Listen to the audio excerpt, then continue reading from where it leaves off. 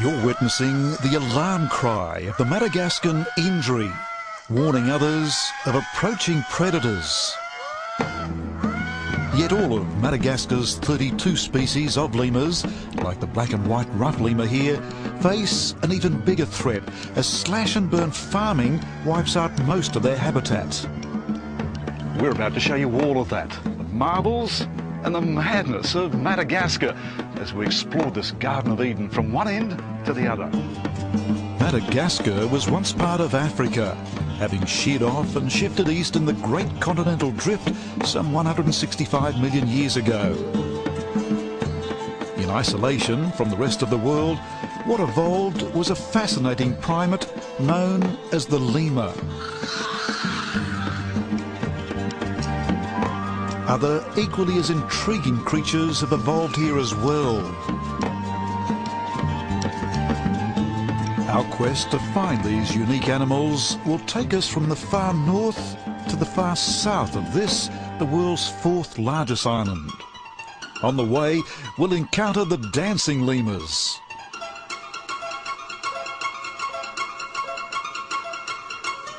the sun worshippers, a nursery in motion,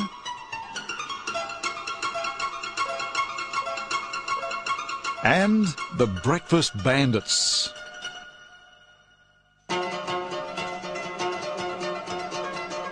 We'll discover chameleons of all colours and speeds. And we'll meet the Malagasy people. From a rich and friendly culture that, like its wildlife, has developed in a style all of its own.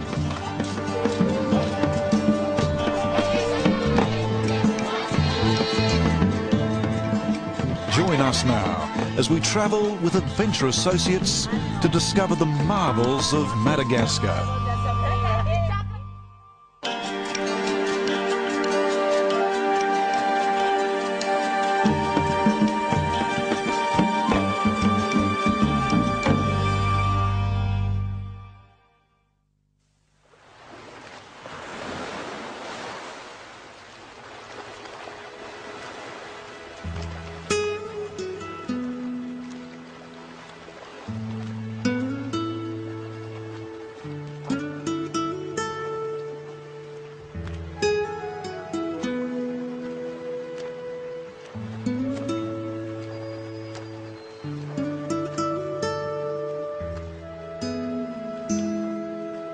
We're sailing off the coast of Madagascar, just as the first settlers did here 2,000 years ago. Now, you would have expected they would have come from nearby Africa, but in fact they came from faraway Indonesia. And now what's evolved today is the Malagasy language and culture that has its roots in that distant land. One throwback to ancient times is a complicated system of beliefs and superstitions that is still practiced by most Malagasy people today. This system affects the way they think and behave, according to our guide, Donald Retsila. Donald, you're telling me here that the Malagasy have many taboos that you call... Fadi. Fadi. Yeah. It's Fadi to work on Tuesday. It's Fadi to feed on pork. It's Fadi to feed on black lemurs. That's reassuring, because it's black lemurs that we'd like to find today, with our first search for them in a reserve known as Lockerbie. The rainforests of northern Madagascar are the only place black lemurs can be found. Slowly, slowly, catch the lemur.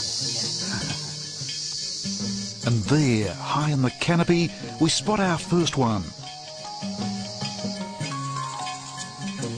Within seconds, the trees are shaking as one after another lemur jumps and scrambles through the canopy. Look at that leap, will you? So agile.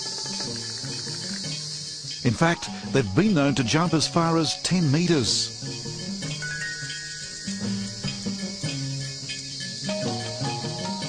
Not only are they agile, they're also inquisitive.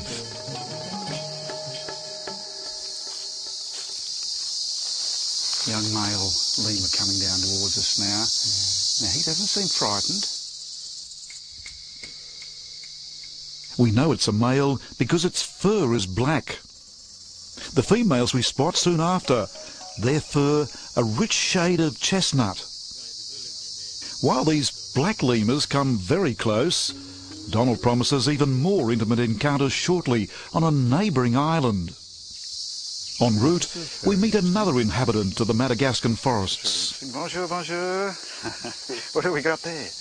It's a little boa constrictor, not the full 3 metres. So he's caught this boa constrictor because it's been killing things around the village, eh? They catch the lemurs and chickens in the village.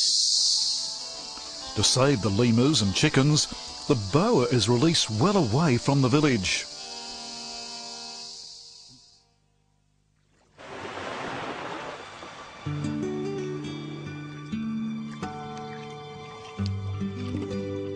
On first inspection, the village on the island of Nosy Comba looks much the same as any other in Madagascar.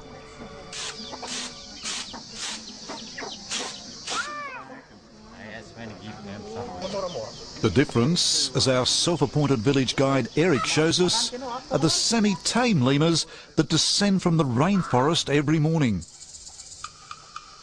Eric shows us just how tame they are with the help of a pocket full of bananas.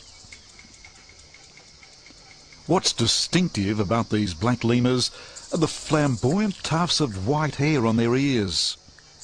As we watch, they come even closer to the ground and us.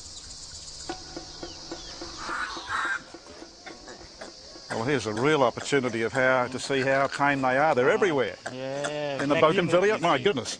And I haven't even encouraged this one, and he's already jumped on my shoulders. It's not only the single lemurs that are proving so playful. Mothers with babies hanging on clamber onto us as well. Only weeks old, their fur is already brown or black, depending on their sex. Even here, they are protected. Wonderful. Well, that's good. That's good for the lemurs. These are our very first lemurs in Madagascar. Good appetites.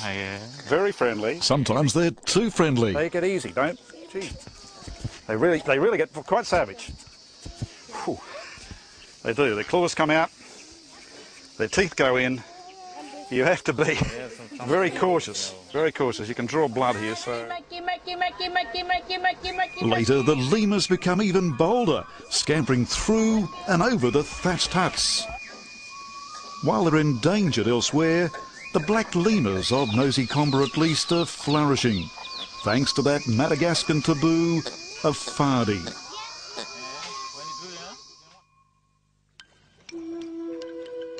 We're travelling on to Hellville actually, the local capital named after the former French governor Admiral de Hell. More like heaven really, with its delicious fruits and spices, its exotic faces, and its old-fashioned zebu carts. Here, Donald explains that the Malagasy people come from 18 separate tribes. And you speak the Malagasy language? Yes, all the 18 ethnic groups speak Malagasy. So tell me, how would you say hello in Malagasy? That depends on the area. Here in northwestern part of the country, Bolatara. Boladara? Bolatara. Boladara. Yes, in Tananarive, around Tananarive, the capital. Manahona. Manahona. In western parts of the country. Manakori. Manakori, got that. Manakori. Yeah. One final insight from Donald. He wants to show me why this is called the Île aux Parfums, the island of perfume. And here, in a nearby plantation of gnarled trees, I began to sniff what he's on about. What's being picked are the flowers of the ylang-ylang tree. Now this, at last, is the ylang-ylang plant. Yes. It's ready to pick when it's yellow like that, eh? Yes, only the yellow have to pick. So let's take one of them. Yes. And of course, from this little plant that we've picked here, we'll be able to produce here up in the factory here the most delicious of perfumes, eh? Yes, that's very strong. Oh, smell that. Smell, yeah. That's powerful. That's a yes. powerful perfume, eh? Perfume. The picked flowers are processed in a nearby distillery, bag after bag of them dumped into a vat, steamed and cured. The oil of the plant is then skimmed off and bottled. selling in the West as exotic perfume. After all that picking and all that processing, 7 kilograms of the ylang-ylang flower has made this the essence of Madagascar. Yes. Ah, indeed. As I depart the north of Madagascar, I'm intrigued by 2 other trees. The kapok tree, its seed fibre used to soften pillows the world over. And the baobab tree. We'll find dozens more of these as we explore still further south.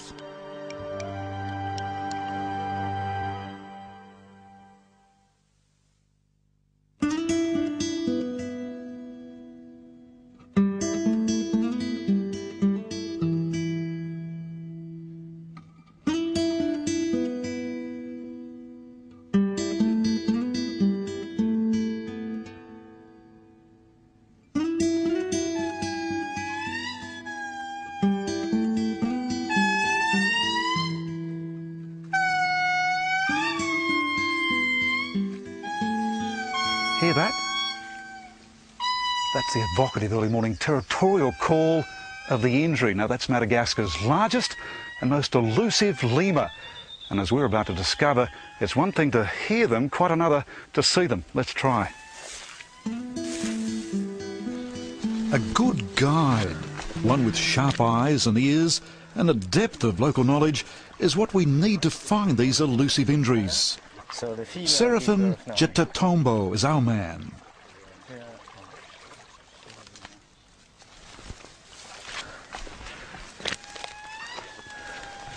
All right, now we can hear the cries. How far away would they be? Yeah, it's about 3 kilometers away from where we are now.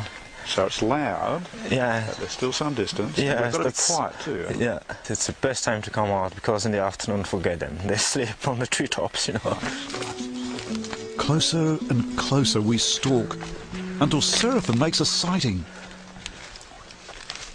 Oh, I see one troop there of Indri. It's just over there. What have we got? We've got 3. I can see 4. Yeah, it's one family, you know. Okay, let's see if we can get closer. What we spot is a remarkable primate, a highly mobile black and white ball of fluff that's as big as a small dog. Look at that. We see these 2 are cuddling each other. Yeah. Now what about that? They're very affectionate, obviously. Yeah, that's right. Yeah, it's a male and a female, you know.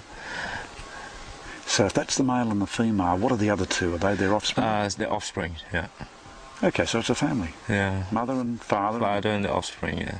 Okay, and how long will the youngsters stay with their parents like that? So until they reach the sexual maturity, that means about 9 years of age, you know.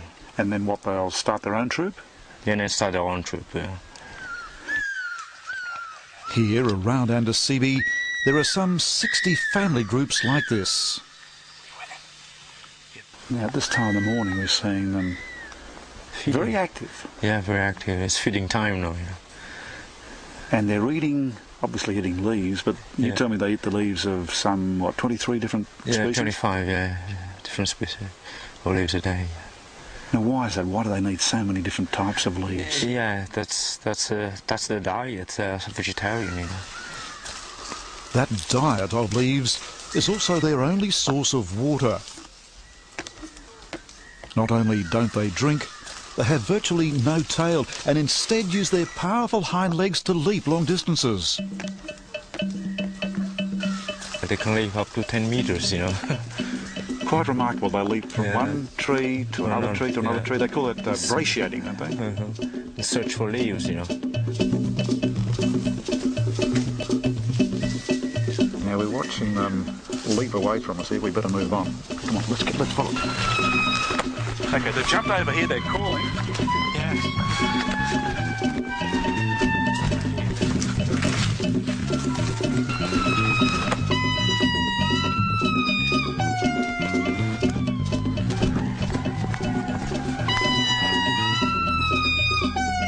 They're hell-bound for us, mate.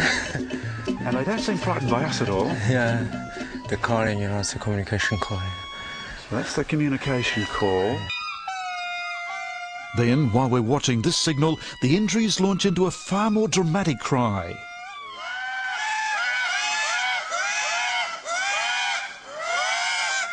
This is an alarm call now, you know. They probably see one of the predators. It could be hawks or fossa, you know. Now, if that's the alarm call, they're not alarmed by us, are they? No, no. Well, now, this is remarkable. They've given that alarm call, and now they've launched into what appears to be kissing. Yeah, this is a love call, you know. So that's a male and a female. They usually do that if they want to copulate, you know. So they're pursing their lips. Yeah, Yes, yeah. just like that. Just like that, yeah. It's been an exhilarating morning, although with only an estimated 280 of these injuries left here at Andasibe, the alarm call could just as well be for the species. They're highly endangered. We don't often see that. Today we heard the alarm call, the communication call and the love call, yeah. Okay. Which was really great, yeah. So we're doing pretty well, eh? Yeah, we did, yeah.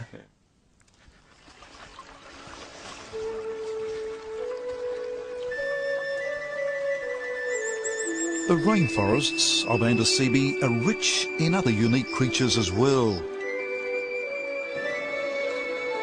Seraphin shows me a breathtaking array of them, most of them endemic to Madagascar. The most famous and fascinating of all are the chameleons. In fact, Madagascar has more than half the chameleon species in the world. From the minute to the largest. Okay, we've got a male of the largest species of chameleon here, eh? That's right. This is Caluma personi, the scientific name. So it's also called person's chameleon. It's the largest chameleon in the world. Now he's got some very, very interesting features. The first of which is he started very, very bright green this morning, and we see him changing already. He's starting to go dark. Yes, you know, it's the surrounding which governs the chameleon's coloring. These amazing lizards have adapted to live in trees with feet that grasp like clamps and move ever so stealthily. Like a gladiator, his face has been built for battle. Look at that armoury. Look at the horns, the protective horns at the front there, and the bright orange eyes that rotate. Those conical eyes swivel independently of one another, one on guard for predators, the other searching for insects. The female of the species. This is the female, person's female, yeah. Much brighter green, this one. Yes, that's the difference. And the other difference is it has no nasal appendage. Slow to walk, yes, but lightning fast with their tongue. Watch this. Okay, it's spotted an insect. That's interesting. Yeah, I see that. down there. So now, I see that. Let's get that. see. Look at that. Can you believe that? That was a praying mantis today. Yeah. Fantastic. Once it's spotted, it's captured by its tongue. In slow motion, we watch just how fast the tongue extends. Out and back in less than half a second. Fully extended, it exceeds the length of the whole body, so it's about 80 centimeters. And what an appetite. Over the next hour, we watch as insect after insect falls victim to these tongues of devastating speed and accuracy.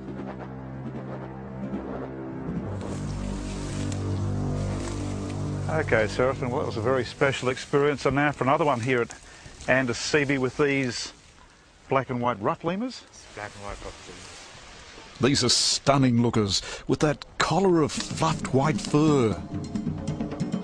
And agile too, leaping from branch to branch with nonchalant ease. Their most striking pose comes as they sun themselves. An endeavour I'm happy to reward them for. Here he comes. Now what I love is that they love to stand right up on their hind legs. Look at that, Yes, look at that's that, the look at that, favourite look at food. that. That's it. Ooh, a big bite. Remains up on his hind legs, a big mouthful there. No other predators. This lemur feed mainly on fruits and also on nectar and seeds. Our final experience in Andasibe is with a family of common brown lemurs.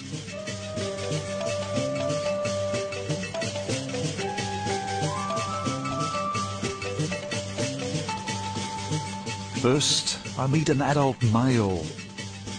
Looking on, his partner and their newborn baby. Very alert too, this little baby. Very alert. Across you come. Across you come, Mum. Look at that. 6 months of age. Look at Mum. But she'd be very protective now baby's awake, so she'd be very careful not to have us harm the baby in any way.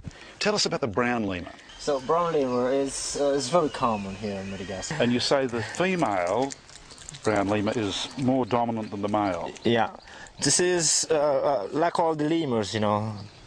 So the group is always led by the female. Not endangered at all? No, not endangered. It's not like the other species, you know. Not like my fingers, which are in great danger here at the moment. So now it's got a baby now, so...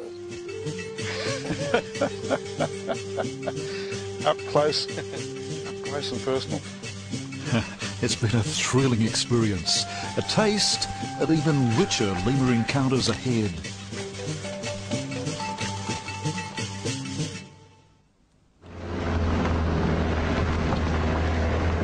We're heading further south to the capital of Antananarivo.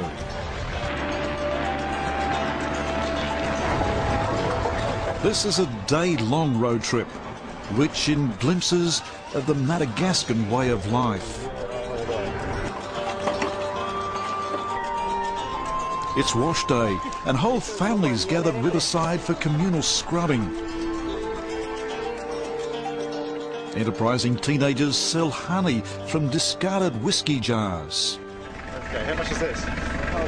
While these women sell loquats they've just picked. I'll try one of those. Like a little pear.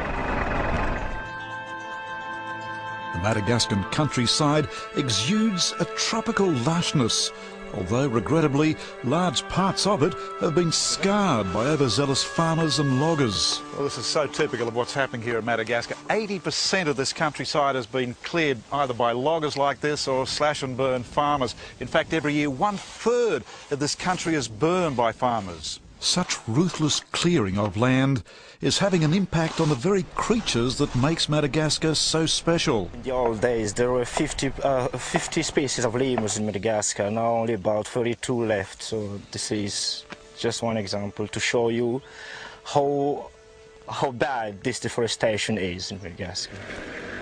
Sadly, the people's need for firewood leaves most of Madagascar's unique species of wildlife endangered, with authorities battling to change public attitudes.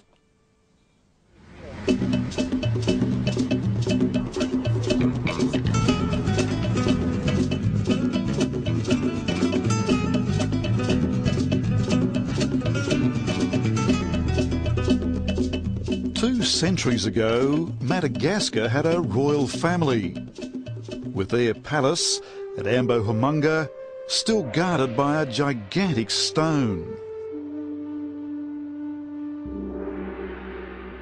40 slaves once rolled this across an entrance to keep out intruders.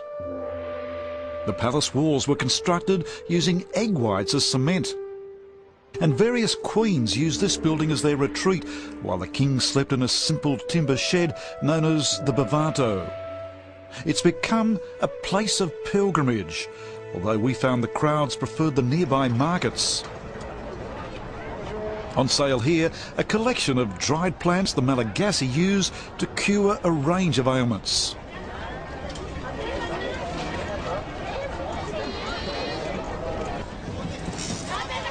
Every Saturday morning is showtime.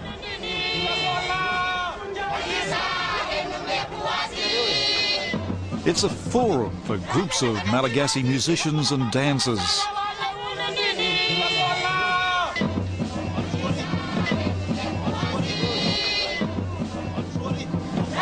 This group is known as Otevatsi.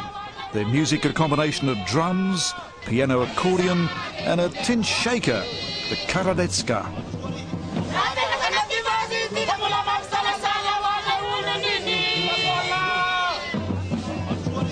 And the dancers, they're singing about the history of love.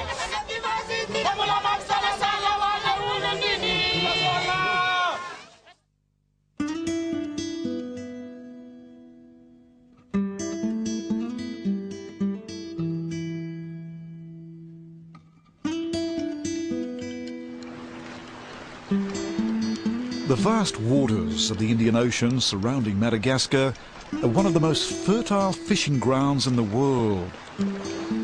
Every morning, dozens of dhows head out off the west coast to spend the day fishing. Within hours, they've caught good-sized tuna, which the fishermen's wives balance on their heads as they trek to market.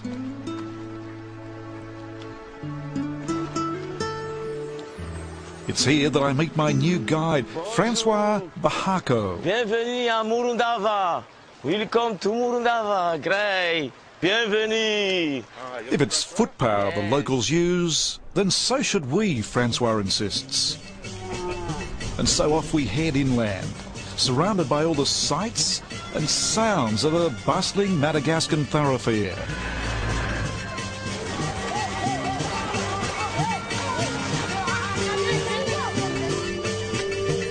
Just like the giant tuna, they balance all manner of goods on their heads. While zebus are transport for the slightly more affluent.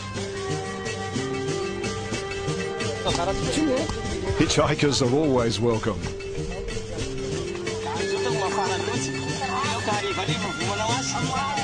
Then there's the human-powered school bus, 15 children taking the ride today.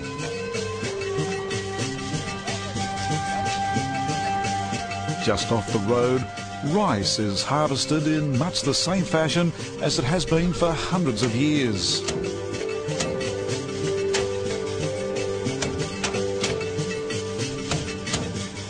While other children sort lima beans for sale at the local market.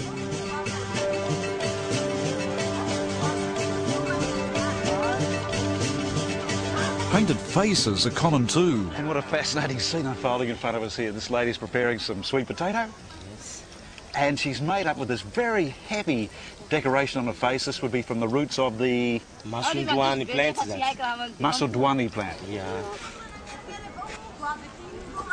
What we're seeing this lady behind doing is rubbing the root of this plant onto a rock, mixing it with water, and then we're watching her starting to daub that on her face. She's daubing that all over for a beauty treatment and for sun protection. Sun protection.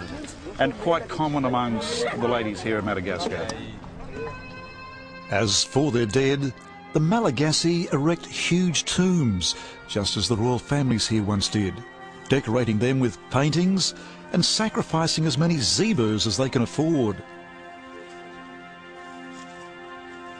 Now we're seeing here a lot of zebu horns, and what the zebu horns represent is the fact that this person has been reasonably wealthy. We see at least 6 horns, sets of horns here, so that represents his wealth. All of this travelling has been leading us to a large collection of one of the symbols of Madagascar, the baobab tree. Now, legend has it that the devil plucked the huge trunk of the baobab, thrust its branches into the earth and left its roots in the air. Francois, one of the remarkable things about these baobab trees is that some of them are up to 1,000 years old, and the reason they've survived that long is that because they're so thick, farmers simply haven't been able to cut through them.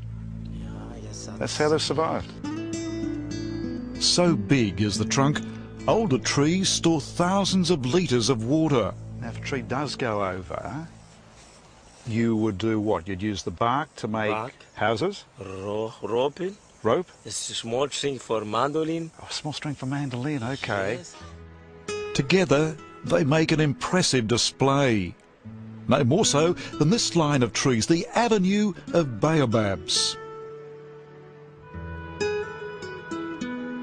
This is one of the most photographed sites in Madagascar, a place to visit at the right time of day. Well, we're in for something very, very special here, Francois, because it's sunset in the Avenue of Baobabs, and we look like being in for a sensational sunset tonight, eh? Something very special. Yeah, something special is that.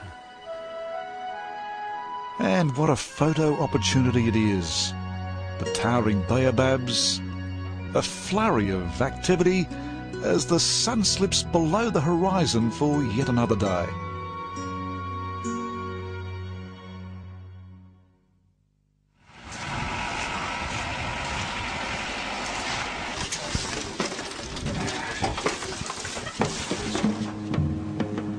We're heading for the southern tip of Madagascar, a journey best conquered by air because of the sheer size of this island.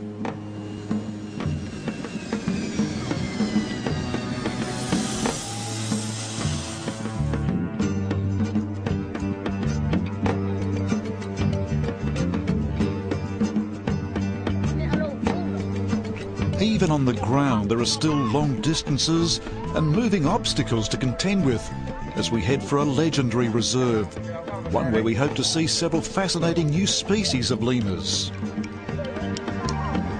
How far to the spiny forest?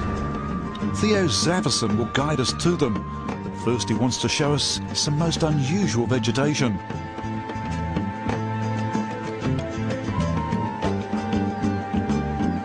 These are the spiny forests, a tall, spindly variety of cactus that are sought by both humans and lemurs. Fascinating plants. So the Diderassi plant?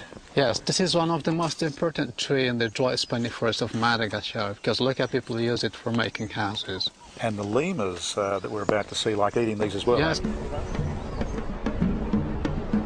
The Malagasy people we pass are indeed a hardy lot, walking long distances with food and supplies they've bought at market. The homes they've built from the cactus plant, though, show just how poor they are.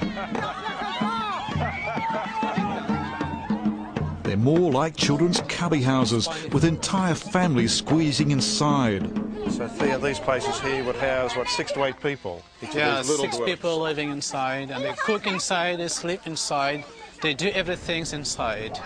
Surrounded by such friendly and abjectly poor people, you're compelled to give something, anything to help, even the humble contents of our medical kit. Give them everything I've got. First aid, the first aid cream. Bye. Bye.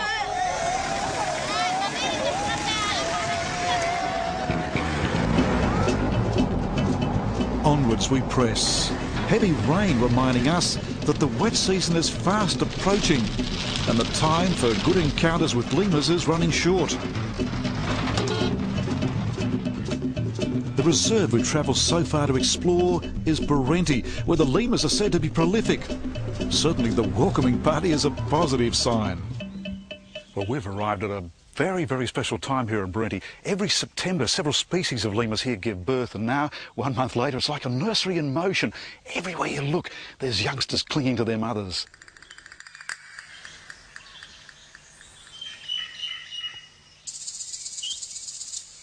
The most active mothers and babies here in Barenti are the ringtail lemurs. From birth, they're flashing that distinctive striped tail.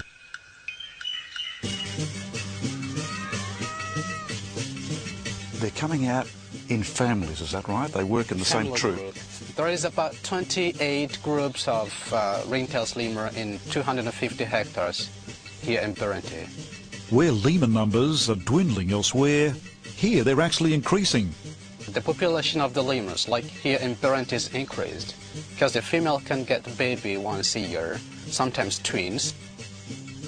Head of the family amongst the ringtails is this female. So even though she's a mother, carrying her baby, she's still the leader of this family. Yes, the leader is, if the female leader has a baby, she always leader of the group because she knows the territory and she's very sensitive in case of predators. So she should find it first before the group, and she used the alarm call and all of the group go underneath of the trees. Now she's giving the communication call, calling in the family. Yes, so if she's giving like that, all of the group coming and to ask her what's happening here. So she wants to know if all of the group here or not. That's why they use the communication call.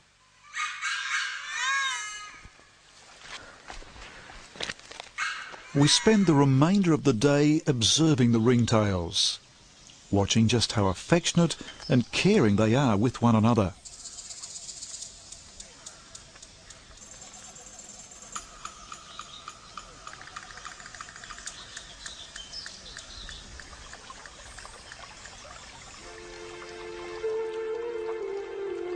By night, they sleep high in the branches, well away from predators.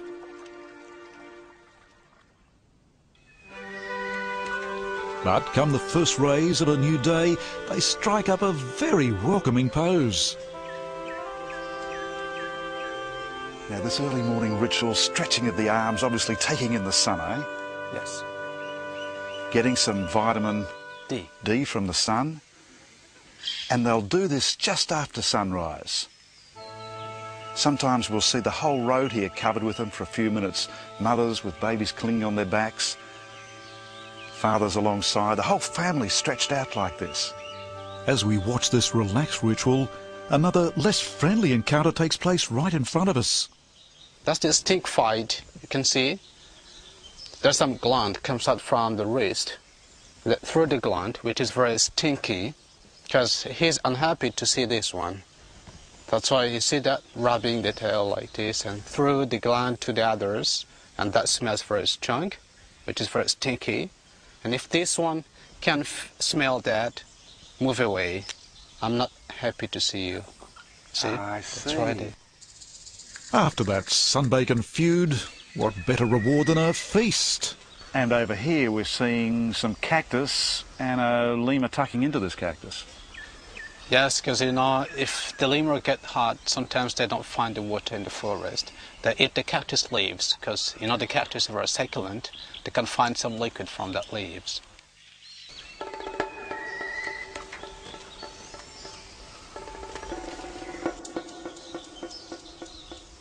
Now for an even more fascinating lemur here in Barenti. It's the Varroa sifaka, the dancing lemur. It's quite a spectacle. These sifakas are the only lemurs to move along the ground on their hind legs like this. Not only upright, but sideways, because if they hop straight ahead, they'd overbalance and fall.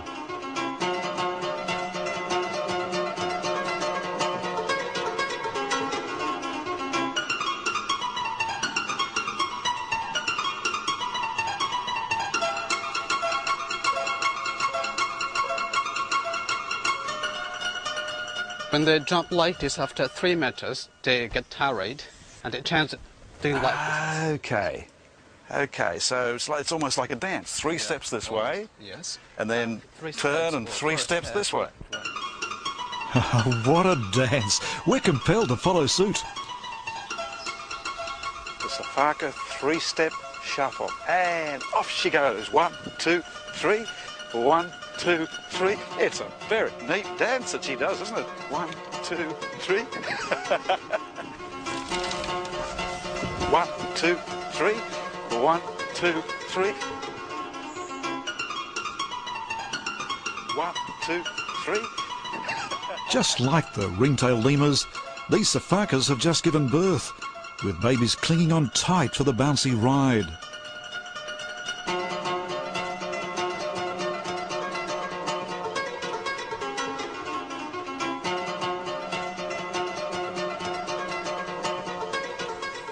And once they've settled above the ground, the babies develop quickly. This youngster is learning to be independent, making forays further and further away from mother.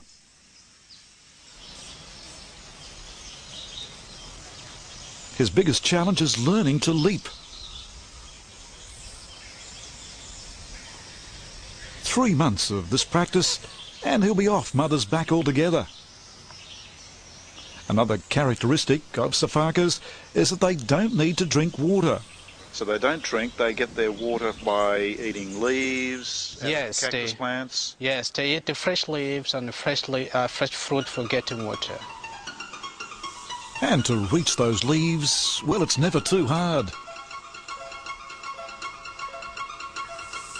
Now they are agile. Look at this one coming down, hanging right upside down and feeding upside down like that. Yes, they do like that, but not so long time, because if there's a fruit which they like, so they hang upside down and eating that fruit. But the baby is not afraid to drop down on that.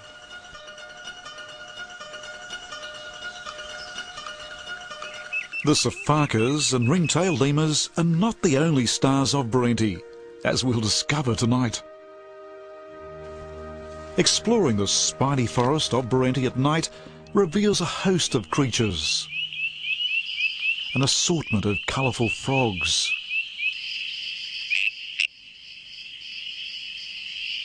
And chameleons. These are some of the world's smallest.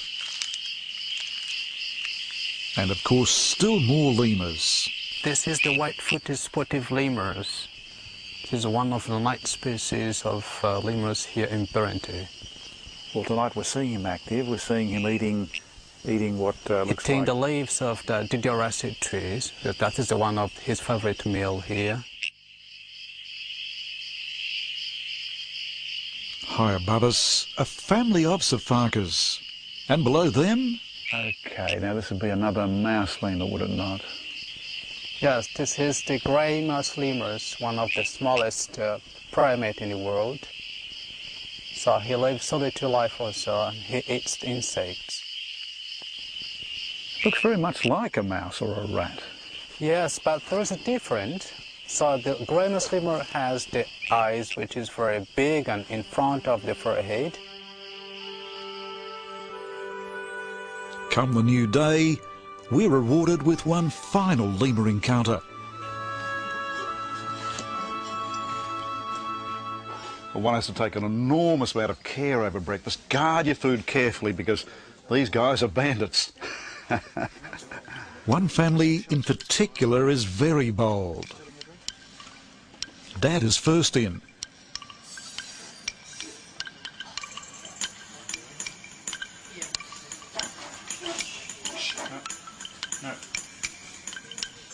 His baby is surprisingly frisky, scampering in with mum for a bite, before the whole family raids together. This is my cue to move on. Ahead, the climax of our Madagascan experience.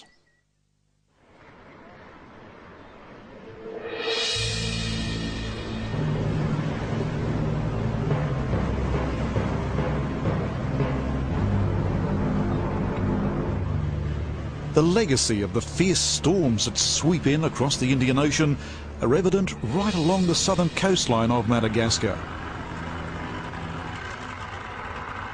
Thankfully, the weather is much kinder today as we set off on our own boating exploits. Well, one final adventure here in Madagascar. A trip down a coastal lagoon to the fishing village of Lukuru.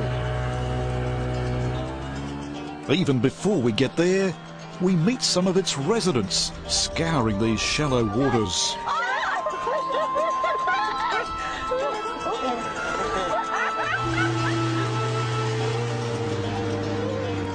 In Lukuru itself, there's an even warmer welcome.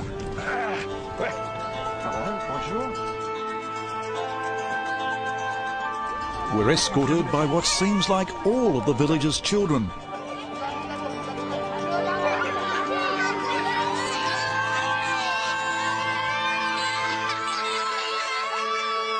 At first glance, life here seems peaceful enough.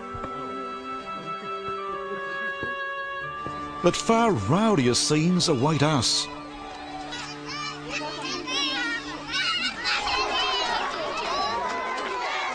This is the start of a seasonal event known as Ringa.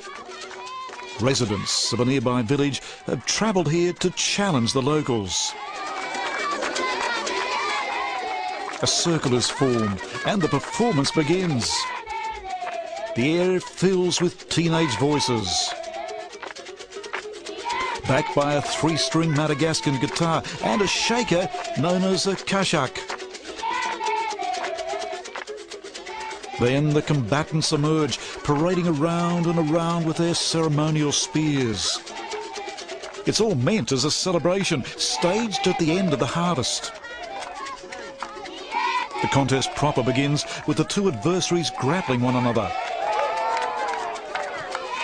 Like sumo wrestlers, the object here is to throw your opponent onto the ground.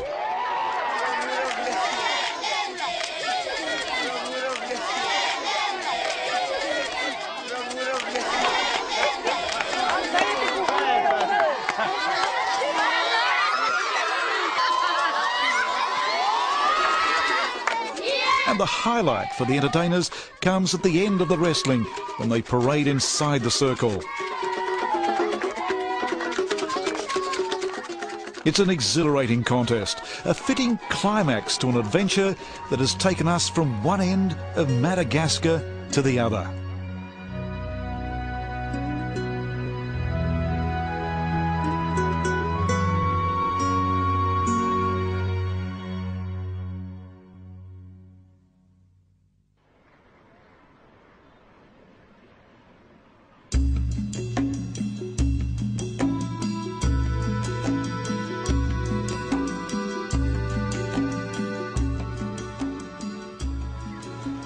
Just 2 days sail east of Madagascar brings us to another paradise deep in the Indian Ocean, the island of Mauritius.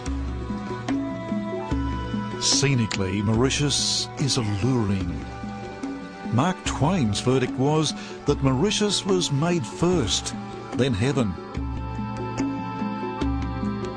On shore there are volcanic spires, hills of multicoloured sands, and botanical gardens filled with giant water lilies and huge seed pods.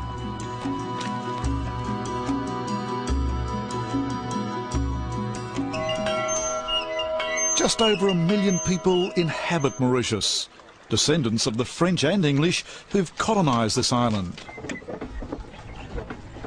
The Dutch left here in disgrace after killing and eating the last dodo bird. It's a fascinating island. Our guide here is Damesh Sihari. He tells me just how multicultural this small island is. You have to learn to speak English, of course, as we're speaking, French, and Creole. Creole is like a mother tongue, as let's say it's just like a French people. They don't have to learn French at school. For English people, it's just Creole is a normal language for us. But at the age of 4.5 primary school education, we start learning both French and English language here. There's religious diversity here as well. Hindu temples catering for 1/3 of the population.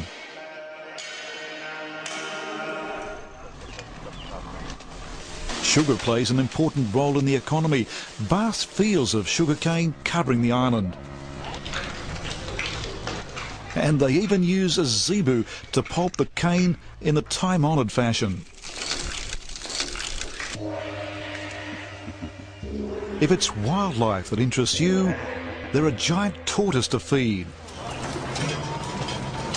While the fishing is very good, giant dorado, very prolific.